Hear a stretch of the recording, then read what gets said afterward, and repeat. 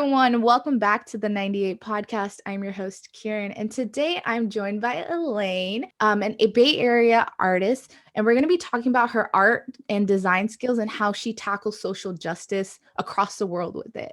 She sells on an online store. The website is artbyelaine.co, where she has stickers, prints, shirts, sweatshirts, keychains, lanyards, pins, posters, mugs, bandanas, and so much more. For more information on Elaine and today's topic, follow us on Instagram at 98.podcast and at artbyelaine.co and check out her website. Welcome to the show, Elaine. Hello, thank you for having me. It's fun to be here. So yeah, as you said, I'm an artist located in the Bay Area, and my little spiel is that I create art inspired by nature that sponsors social reform. Nice. Thank you for being here. I'm so excited to learn more. Before we dive into all things art, I just wanted to learn a little bit more about you. So like you mentioned, you were born and raised in the Bay Area, but you moved to SoCal for college, correct? Yes, I went to a school in San Diego. Nice. What did you study and what school was it? Yeah, it's a very small school. Most people have never heard of it, but it's called Point Loma Nazarene University. Okay. Didn't expect to go to a small school for college, but then I walked onto campus and it was on the beach, and that basically sold it for me. And I studied sociology actually, and planned on getting a minor in art, but then never actually made that happen. So just a good old sociology major. Nice. So what were you hoping to do with your post-grad life? And you graduated last year, right? In June? Yes. Yeah. I graduated May of 2020, notoriously wonderful time to graduate, as you know. So I actually I had been interviewing for like 6 months before getting it for this job that was like, it was an international investigative position. I did a lot of anti-trafficking work during college, and so I was going to be working with an international anti-trafficking organization to help develop protocol for child online sexual exploitation in the Philippines. And so I was going to be moving to the Philippines in August of 2020. And then my plan was to come back and then go to law school the following fall. So kind of had everything planned out a little bit, or thought that I did at least. And then that obviously I'm not in the Philippines. Really didn't happen. I always pretend like people don't know the ending to the story. I'm like, in May of 2020 I found out that it was canceled because of COVID. Yeah, no, I'm sorry to hear about that. Similar to your story, I know we were talking about this. I graduated last year too, and it's the jobs that did get impacted, like there's like a mutual like bond between everyone who lost their jobs or missed that opportunity. So totally. And thank you for sharing about that, because I know a lot of people are graduating now and it is getting a little better. So I'm hoping that, they're able to keep their jobs, but with it coming out of nowhere last year, I think it's just something that was so unavoidable. But yeah. And obviously so many people were impacted by COVID, and it didn't affect everyone equally by any means. And I do think one group of students that were really emotionally impacted were college students, because it's just like a very difficult time. I mean, it was for everybody, but I think to like be in college during that time frame was definitely a unique experience. But yeah. So what have you been up to since the pandemic, I guess? So it is kind of crazy with the timing, because like the morning that I woke up to an email that said that my job was canceled, I was like obviously so bummed out. And then I laid in bed all day, like barely moved. And then right before, like, I saw the sun was kind of setting, and I was like, okay, you know what? I'm just gonna I had ordered some sticker paper on Amazon, and I had made these like couple of designs on my iPad. I was like, I'm just gonna post them on my Instagram and like see what people think.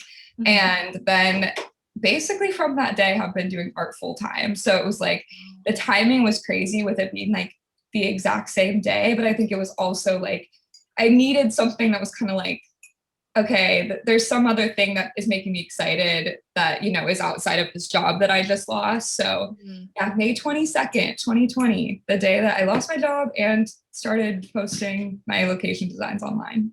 Wow, that's so amazing to hear, because it's like you can either, these things are so out of our control, especially with the pandemic. So the fact that you were able to turn that around and use your positivity to do something that was in your control, and like you've grown so much since then. So congrats Yeah, on that. thank you. Thank you. It's cool seeing, like, I feel like a lot of people started doing more creative stuff. Yeah. Maybe not even like as a full-time like income employment thing, but even just like I feel like I've seen so many friends pick up so many like fun creative things. So I think that's a really positive side of the Yeah. pandemic. It's like more No, time for creativity. yeah, definitely. I think we've had a couple of guests on, from someone who makes sourdough, who started their Yeah. company last year, to someone who made a Bobo card game Oh also no. during the pandemic. So Yeah. it's so cool to see like so many different creative projects and companies being launched during this time. So Yeah. I Totally. definitely agree. I think it gave us more time to be reflective about how do we actually want to live our lives now. And Yeah. so many cool people are doing so many cool things. So thank you for being on to share about your journey. Yeah. And I think this is a perfect segue into my question about how did you discover your passion for art? Yeah, so my mom is an artist. She studied interior design and she now runs an interior design company. But so she's always been very encouraging of like just anything creative for all. I have an older brother and a younger sister, so all of us are pretty creative in different ways. And she's always encouraged that, my dad as well. But she claims, I can't corroborate this claim, but that I was drawing before I could even walk. Like she would find little receipts that I had drawn little circles on and stuff. Hmm. And so really, truly, it's like just been my entire life. Like it was just like, I remember in kindergarten, the thing that I had to offer to the class is that I was pretty good at drawing puppies. And so I drew puppies for everybody. So I'm like, that was the first inkling of art business. But um, so yeah, it really has been my whole life. And I think part of that made me feel a little rebellious to it. Like everybody was always like, you should be an artist, you should be an artist. I was like, no, that's what I've been told to do always. And so I fought it for a long time. And now I'm having fun with it. But yeah, it really has been like it's who I am more than I would say anything else at a certain level. No, that's really interesting because I feel that, well, I don't know. I come from a very Asian household, and the arts are usually not as pushed onto us. Yeah. So it's like, you need to get a real job. Like, Yeah. art is a hobby. So Yeah. it's interesting that it was flipped for you. Yeah, totally. My parents are very like, yeah, Yeah. like, oh, whatever, do, yeah, Yeah. do art, you should do that. So, yeah. No, definitely. So so the work that you're doing with your art, you're combining it with social activism. So how are you doing that? Yeah, so it kind of does go back to my last point too, with sort of feeling like art has really been this driving force throughout my life, and something that I've seen that also a consistent sort of narrative throughout my life is learning about social issues. And I mean, I think that all of us are like, we're meant to be like, feel with other humans. Like empathy is like a natural human experience, but I definitely am like, I am a sensitive person and very empathetic. And so obviously and I think we're supposed to feel this way when you hear about some injustice that's happening. I was very torn up about things, and especially when I was younger and learning about certain social issues for the first time, especially being a person with a lot of privilege and like becoming aware of different ways that people are disadvantaged. The way that I was able to kind of process some of that or like learn about it was to engage with it artistically. So that has been, I would say, the first time I really remember it happening was in high school, that I was like learning about the foster care system and created an art piece about it. And then that's kind of just been a consistent thing throughout. And then I didn't get an art minor, like I said, in college, but took some art classes. And so it was sort of this good, like, marriage, I guess, of like being in sociology classes and then being in art classes and creating art. And because I would be learning, like I would go from like a class where literally all we would sit about was, or all we would talk about was like these horrible things that were happening around the world. And then I would go to an art class. And so I just was creating so much that was like based around that. And what was really cool about that as well is that I ended up being able to start a lot of conversations with a lot of people because of the pieces that I was making. And so there's one specific piece that I did that was in response to like the documentary 13th and mass incarceration. And I went to a very like predominantly white, like upper middle class school in San Diego. And so a lot of people like just weren't aware. And so it was interesting to be able to like make a piece. And then it started a lot of conversations, like say, what does this mean? I was like, oh, there, have you watched this documentary? Have you read this book? So I really liked that. And so for me, when I started creating art more full time, it was like a very natural progression to like want to do that more often. And also, yeah, I've wanted to do nonprofit work my whole life or a lot of my life. And then losing my nonprofit job, I was like, but there's still an opportunity here to like raise funds. And I also think that even just seeing I mean, my main thing has been through TikTok, but like you can like raise a lot of money and attention on TikTok. And like, how cool is it if you can harness that for something that's like, a social cause? So yeah, that's sort of my context behind it. Yeah, no, definitely. I think so. During my university time, I did take up a design minor, and I know a lot of our projects it was a really small program at the University of San Francisco, but it's such an amazing program because a huge part of it is every project we had to do had to be tied to social justice or some sort of cause. So I think that was really cool because I thought that was pretty normal, but then talking to other people, other schools didn't really focus on that as much. And I think because it's in the Bay Area, like San Francisco area, it was just everything did have to tie into that. And so I really appreciate that because whenever I do see art like that, I think it's just you're going above and beyond because you could just put anything out there, right? But you're choosing to tie it into something that you feel really passionate about. So thank you for that. Yeah, of course. It was interesting when I told people that I was going to school for sociology and art, and they're like, those don't relate at all. I'm like, those relate so much. They relate maybe anything else. No, but I'm like, there's so many examples of people, like creative people, like bringing about a complex topic in a easily consumptive way for the public that turns a lot of attention through their work. Like there's so many examples of that, like documentary makers and like musicians and artists, like all of that. And so I think that it's just like such a natural thing that artists have always done is like, or just creative people in general. And there's so many examples of it throughout history. And so I think that it's a really cool, like natural thing that happens. And I want to like highlight that more, that it's like, that's a role that artists often have in society. And I think it's really critical and cool.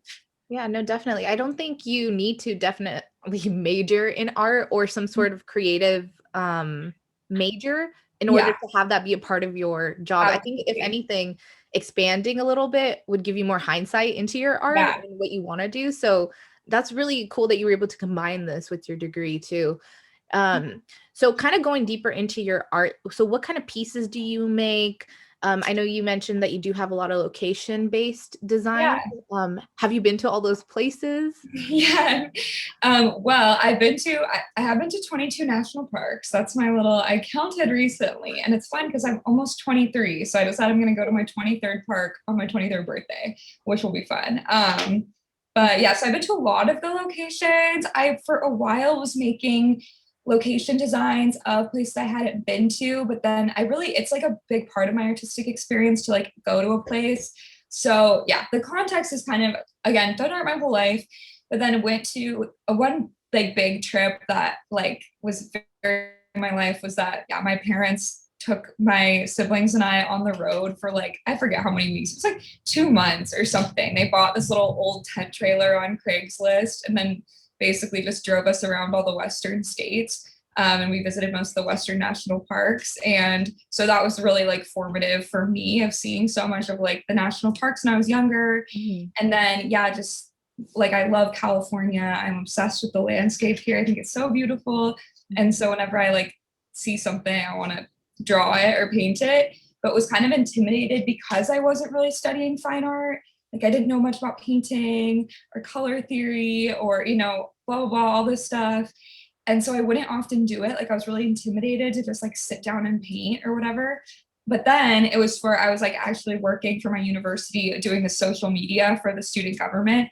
And they got me an iPad. I mean, they got the position, like I didn't get to keep it, but I like just was playing around with the iPad a ton and really enjoyed it and had like a really good time with it. And it sort of took away all those parts that was really scary about art for me, and like made it really accessible in a way that it never had been before. Mhm. And it was difficult to learn, but because I was doing it for my job, I kind of like had to keep creating and had to get over some of those like creative humps. And anyways, then when we all got sent home from school, I did keep the iPad for like a couple of extra months over the summer and then sent it back. So that was actually, that's like a little bit of the behind the scenes context for the types of pieces I make. I ended up being like making my first set of location designs that were just like places that were home to me, like places I went to college at, like the Bay Area, on my iPad. And then now I do kind of like a combination, and I do a lot of digital art pieces. And I think my most popular designs are the location ones, but I really do like something that I think is really cool that I've seen is how my art has grown and how it has expanded within this past year. Of like, I've learned so much about art and I've pushed myself a ton. And it's really encouraging for me to look back at what I was doing like a year ago versus now and see the improvement.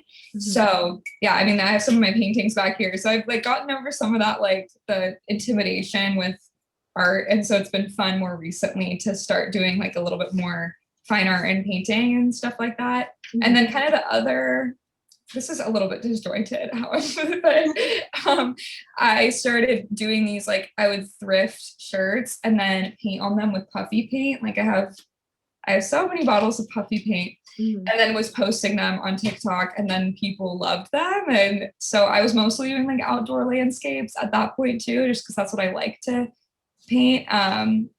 And so that's kind of like a different, and sort of is all, it's all like together, but I sort of see it as like different things as well because I have different styles sort of for each one. But yeah. Right. No, that's so cool because I think even just seeing your art on your website, like it's so like you have such a unique style. Like it reminds me of like what usually like postcards or some sort of like that vintage vibe to it in Yeah. a way. So was that sort of your inspiration or is that just like what you were leaning towards when you were Yeah, I making would the design? say when I started thinking about it was Yeah. summer of like, I think it was 2019. I went to Yosemite for the first time and went to the gift shop, and I was like, I don't like any of these stickers. I was like, why are like, I want there to be something like that's has the Yeah. vintage feel, but is like a little bit more updated and like, you know, whatever. And so that was kind of the first time I was sort of thinking about like, I feel Yeah. like I love the vintage style, but I would love to like bring a different twist into it. Mhm. And so I sort of like describe it as being like vintage postcard or poster inspired, but then with like my style has a pretty like abstract texture to it. So kind of adding in that a bit of like the abstraction in the texture and such. Yeah, no, definitely. I think I don't know. I feel like once you start expanding your own art or you have that creative like lens open, you do start to see other designs and you're like, oh, I wish they tried this or Yeah. Yeah. and then definitely doing it yourself. That's really Mhm. cool. Um, I also wanted to ask you about your plant-based designs. Yeah. Going off of what you said with like the abstract texture, like I can Mhm. definitely see it in your motivational posters with like hang in there with like a little plant hanging. Yeah. So do you want to touch a little bit on that? Is that part of your newer collection? Yeah, so I like to do series of things that go together. That's been fun for me recently of sort of like envisioning an entire collection and like making it happen. And so for me, the plant collection, it was actually inspired by like I was at this pop-up shop in Santa Cruz or like a little market fair, and there was a woman selling plants, and she was like, "Hey, if you ever want to do a pop-up shop, like you should come do it." And I was like, wait, it'd be so fun because like I'm not great with keeping plants alive, but I love how they look. But Yeah. a lot of my friends are like, I feel like so many people are so into plants, and the pandemic too. Like a lot of people started like collecting more plants and stuff. So I was like, it'd be really fun to sort of celebrate that and like make a bunch of like plant inspired items. But then I was like, oh, but it would also be really cool because I think a lot about the hypocrisy or irony of making things inspired by nature and the outdoors that directly hurt nature and the outdoors as well. And so I was like, if I'm doing a plant inspired collection, I want it to be 100% plastic free and as plant-based as possible. And so that sort of was the like concept, was let's make something inspired by plants that's made from plants. And yeah, then it's been well received, which has been very fun. But that was kind of just like a random, I started working on it in like December of 2020 and then launched it in like May. So it took a while, but I'm proud of it. Yeah, that's so cool. So do you have any upcoming series we should like be on a lookout for? Are you still thinking of stuff? Yeah, I'm definitely doing a summer collection. I have gotten, it's like less of a secret now because I think they're gonna come soon, but I'm doing a line of beach towels. Ooh. Yeah, so I'm super happy with them. I like freaked out when I got the first samples of them. So I think that people are gonna be hopefully excited about that one. Yeah, no, that sounds really cool. Awesome. So, with your art, you're also partnering with nonprofit organizations, right? Mhm. And I saw that on your website, you mentioned that you donate 10% of every single order to the Equal Justice Initiative to fight for criminal justice reform. Could you Mhm. please explain a little bit about this and how you're hoping to make that impact?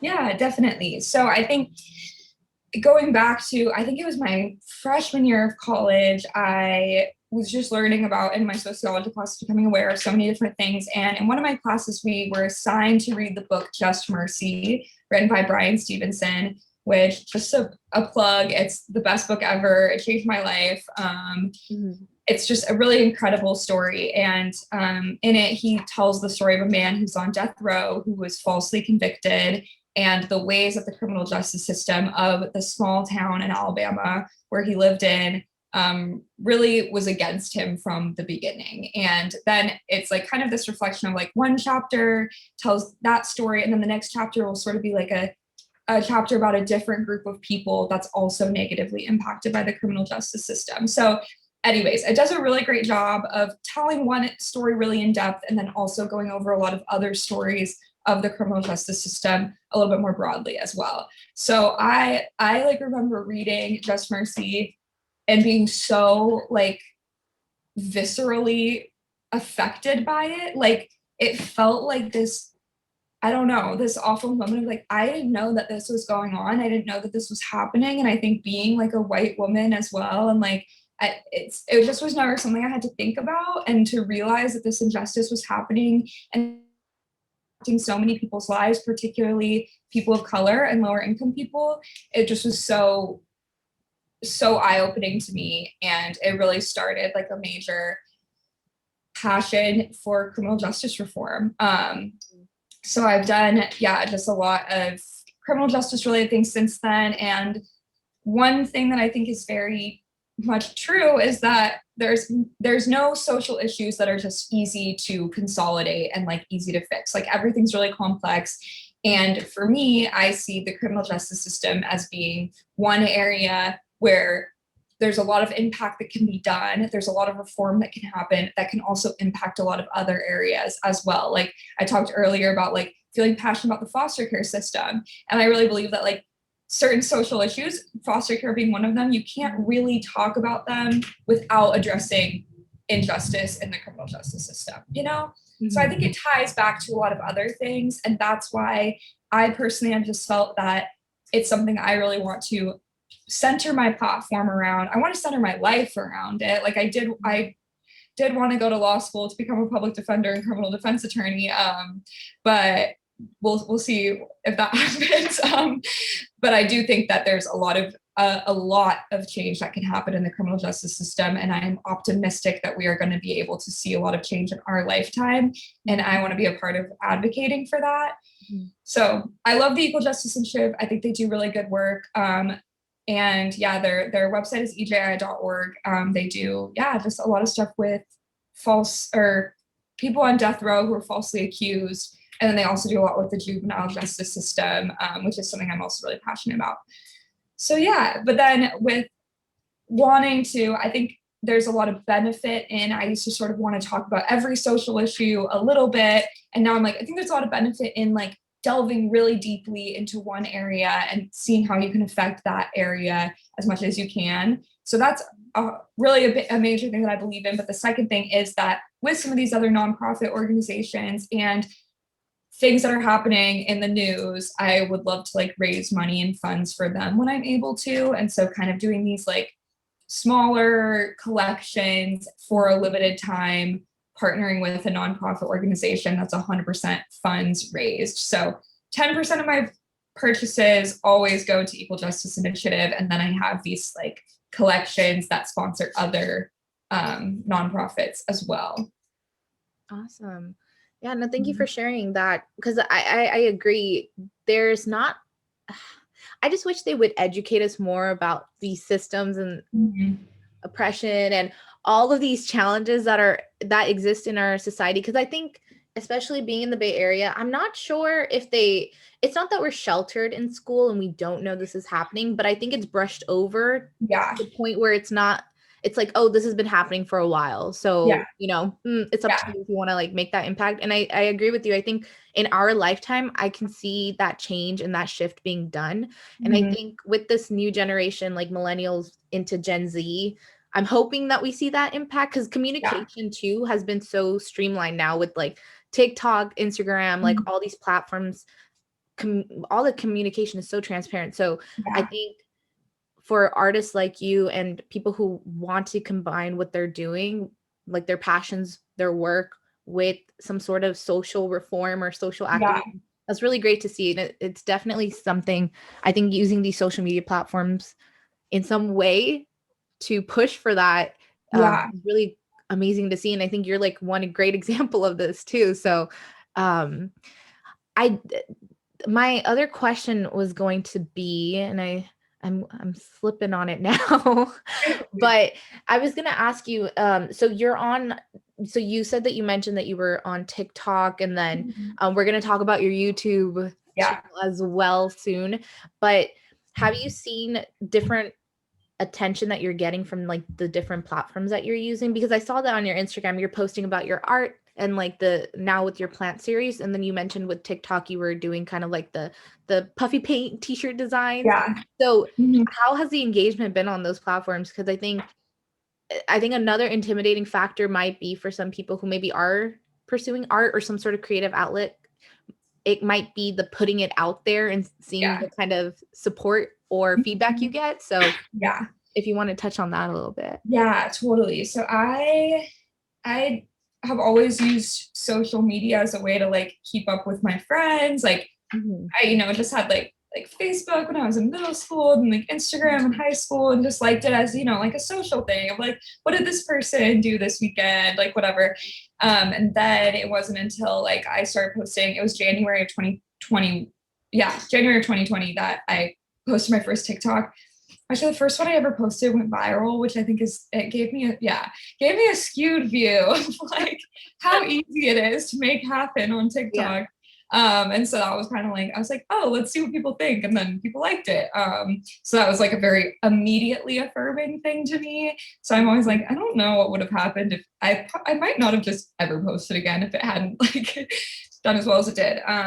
But yeah, so I posted in January 2020 on TikTok, and then have seen quite a bit of engagement from TikTok specifically, but something it even just does feel like that I do think a lot about how people respond to things and what motivates people, and social media is really fascinating to me in that way. And somebody said to me recently, they were like, I feel like you're like Instagram and your TikTok are so different of like what you put on Instagram versus what you put on TikTok. Yeah, because the things that do well on Instagram don't do well on TikTok. So I kind of feel like I have to like distinctly separate like what, I don't know. And like TikTok switches their algorithm and what's popular so much of the time. Like when I was first on TikTok, I would just post like art videos of me making art with music in the background, and that was fine.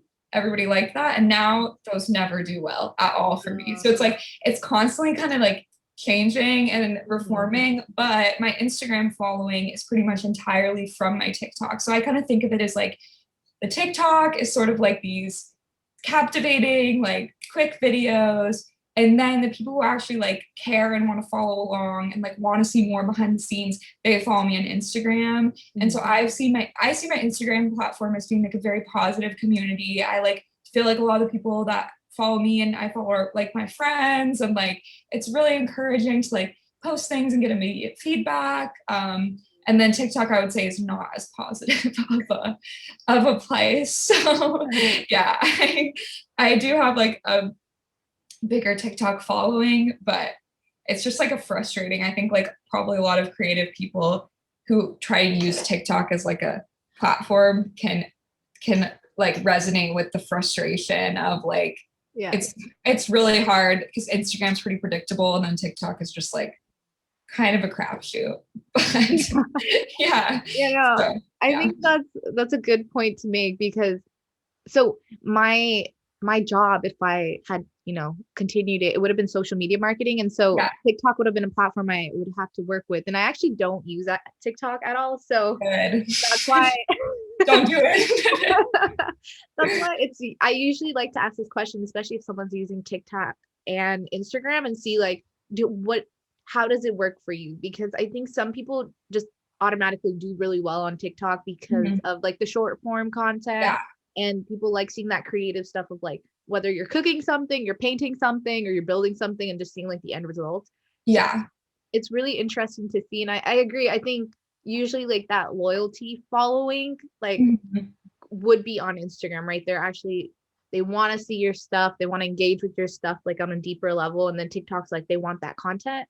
So Yeah. interesting to see like what kind of works and what doesn't, and then Yeah. what kind of content you would have to create for that. Yeah. TikTok is just like very, especially recently, it's been frustrating me a lot. And I would say that it's created a lot of like, I never have been like super like addicted to social media, but then TikTok has just given me so much. I have all my notifications off because it just was too like Mhm. toxic, and especially having your income be you're relying on an app that's pretty unpredictable to Yeah, dictate a lot of your income. right. It's very stressful. And so like recently my videos have been getting like less than 1% of my following platform has been seeing my videos. And so that's frustrating. I'm like, I don't get that. I'm like putting work into content, it's not doing well. And so it's just like ends up being very like up and down. And then I think like I realize it affects me quite a bit when it's like, why is this not doing well when I'm really proud of this, and like whatever. And I think it's hard when you're making art too and you're like, oh, I'm really proud of this, then it doesn't do well.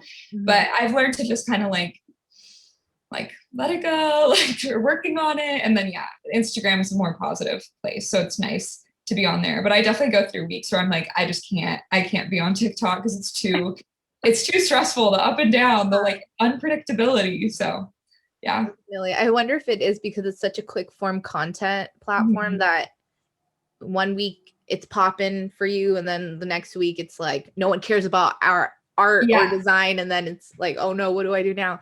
And So like maybe TikTok pushes things at sometimes, not other things. Like mm, it's very weird. It's yeah, really strange. interesting. There could be a whole conspiracy theory behind Oh, that. I'm sure. Yeah, I have so many conspiracy theories about TikTok. It's such a Yeah. weird app. Yeah. I'm also grateful for it. Like I Yeah. say all that to be like, I also am doing what I'm doing because of TikTok and because of that app. But at other times I'm like, oh my gosh, this has given me anxiety that I never had before. And I'm like, that's Yeah. crazy. And that's probably affecting a lot of people and not just Yeah. me. So I'm just attuned to how it is affecting people in our age group, especially during the pandemic.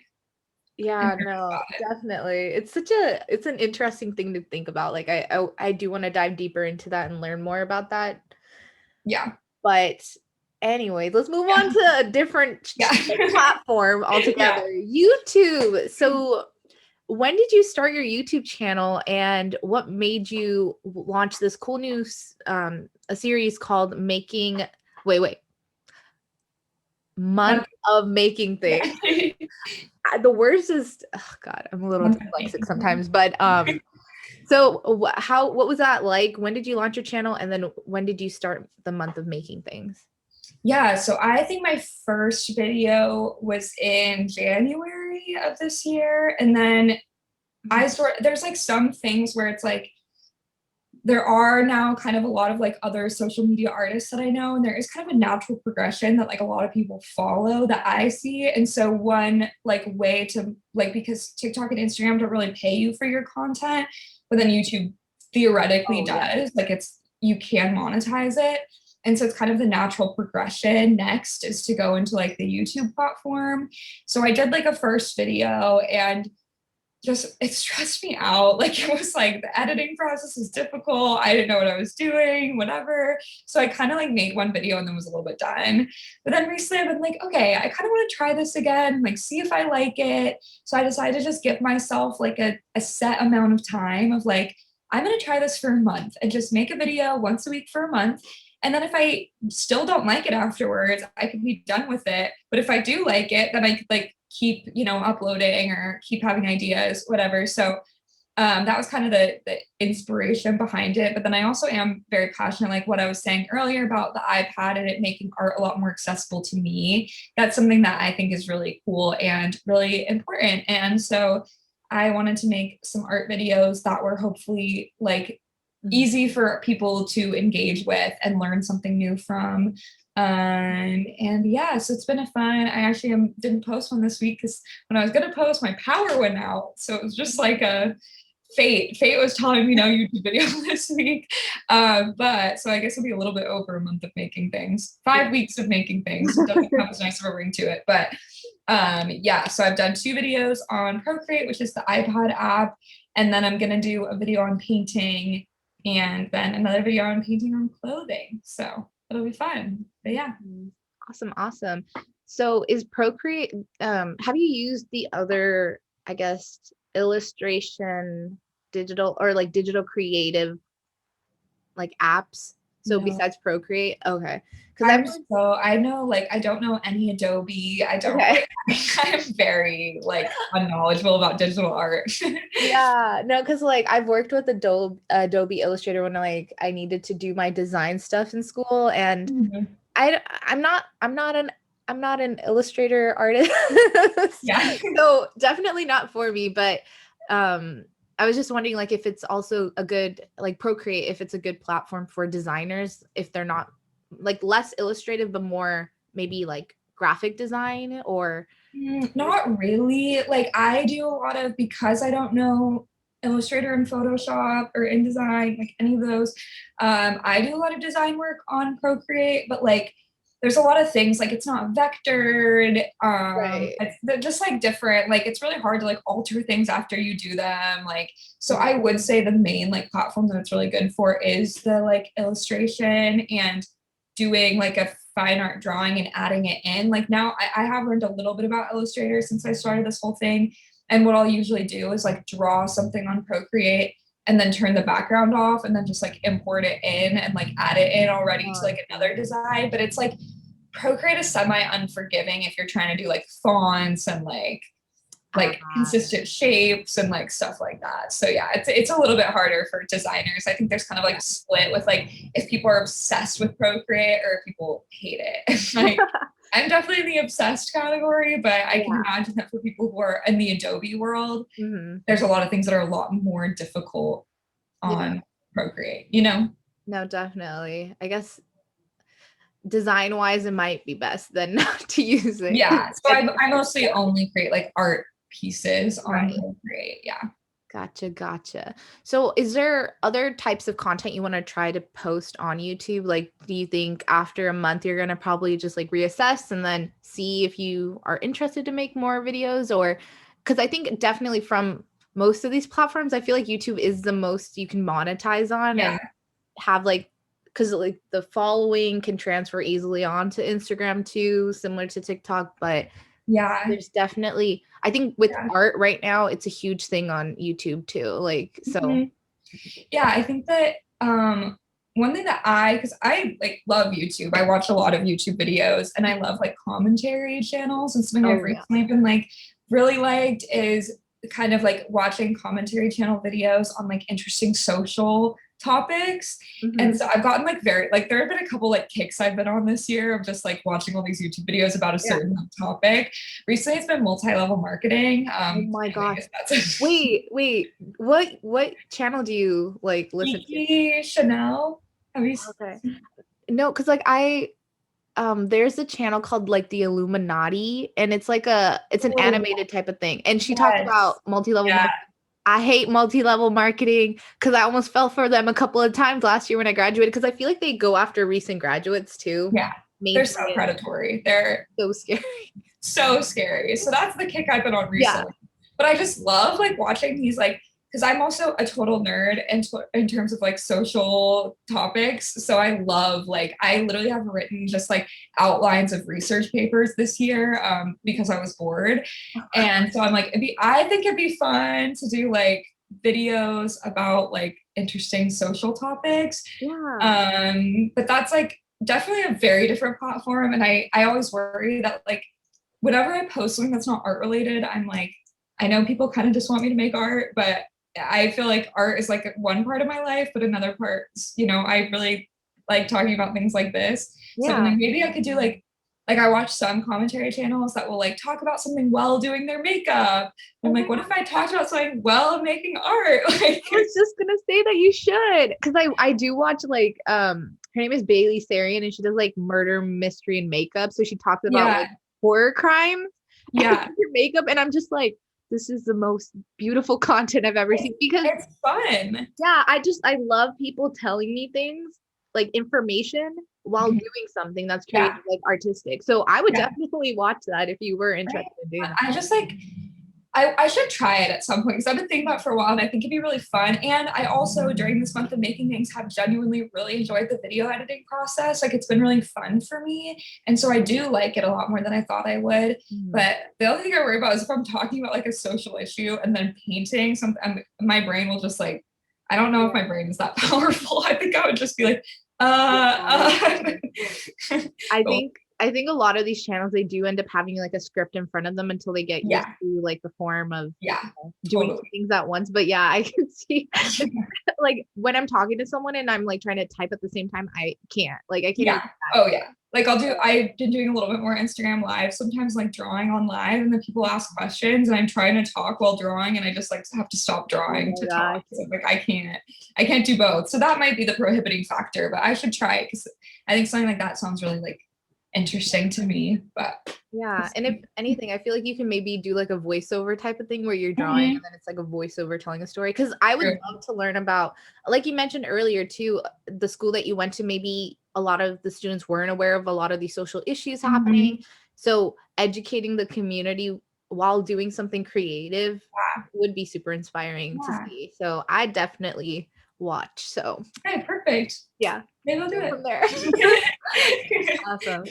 So, this segues into my next question about inspiration and being here in the Bay Area versus, maybe you were down in San Diego for about 4 years, I'm assuming with college. Yeah. So how do you keep up with your inspiration here? What inspires you here in the Bay Area? And then maybe what inspires you when you were in San Diego? Yeah. I mean, I love the ocean. I love just being outdoors in general. And so both San Diego and the Bay Area were great for that. Mhm. And yeah, so I just love being outside. And I don't think it's like, especially being, blessed enough to be in an area like this, like one of the things I love about the Bay Area or California in general is you're never that far of a drive from like truly being like in nature. And so I think just prioritizing that in my life or from having like a creative block or just like am not super inspired, I'll just take a time to go. Like I went to like Muir Woods recently and like I'll drive like up north to like Marin area where it's a little bit more like Yeah. open space. And so I really appreciate that in general about California and living in the Bay Area. And then additionally, I mean, I loved San Diego. I'm very happy I went to college there, but I've always just loved the Bay Area so much.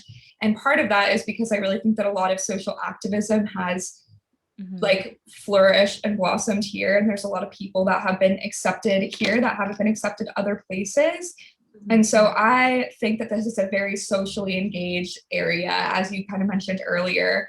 And so even just being around that environment and being around that community is really inspiring to me and just like remotivates me to, you know, talk about, social issues and how to reform them and all that kind of stuff. I live pretty close to the Castro district, which is one of my favorite areas of San Francisco.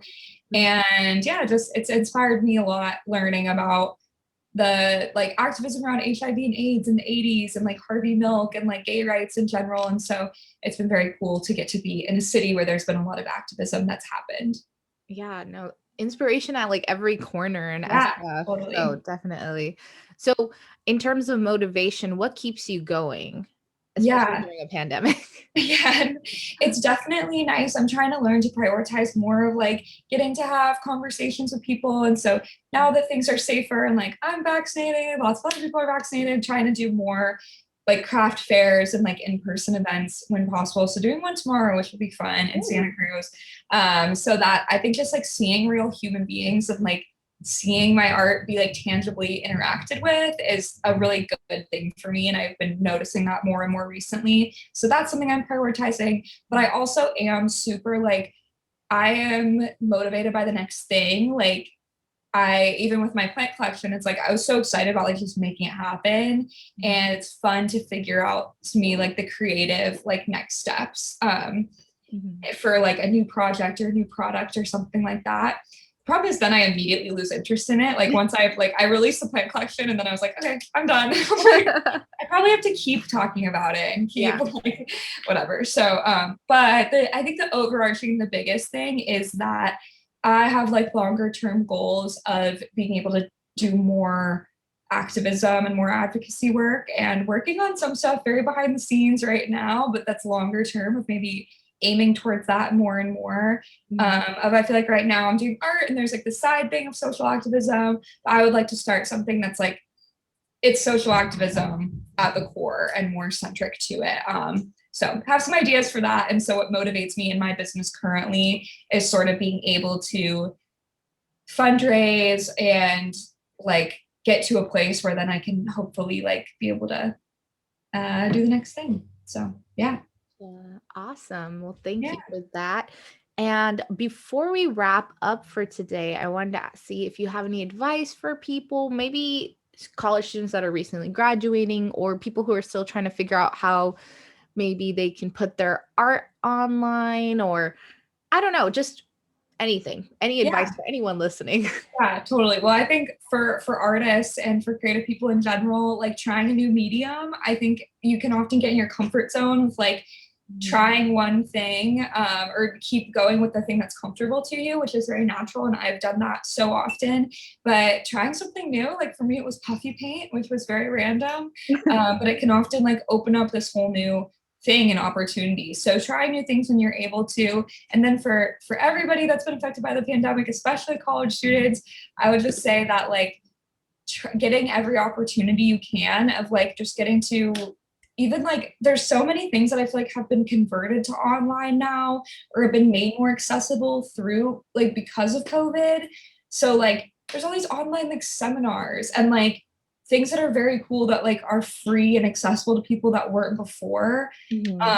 Like different colleges were offering like free online classes. And I just think like being able to be like, if I have time right now, if I'm unemployed and I have time, what are the free things that I could do to just like learn something new, even if it's not like immediately aiming towards a career. I think it's just very cool to get to like try new things and learn about new things and like look into opportunities and knock on doors and like see what you can figure out because you never know what's going to like strike kind of like a point of passion for you. So yeah, that'd be my pieces of advice. Awesome. Well, thank you so much. Yeah, Thank of you course. for being on, taking the time to be here today. Um, I'm so excited to see how people react with this episode because I think this was like a really interesting one, and I love covering different Bay Area leaders and how they've kind of dealt with the pandemic and how they're hoping to inspire other people in the work that they're doing. So thank you so much for being on, Elaine. And for everyone listening, thank you so much. Please check out, let's pull up your website one more time, artbyelaine.co. Follow her on Instagram, engage with her on TikTok, check out her YouTube channel to learn more. And for more information on us, you can check out our Instagram at 98.podcast, our website. We'll probably be doing a blog about Elaine too soon. So please check that out, read up on it. And until next time, bye-bye.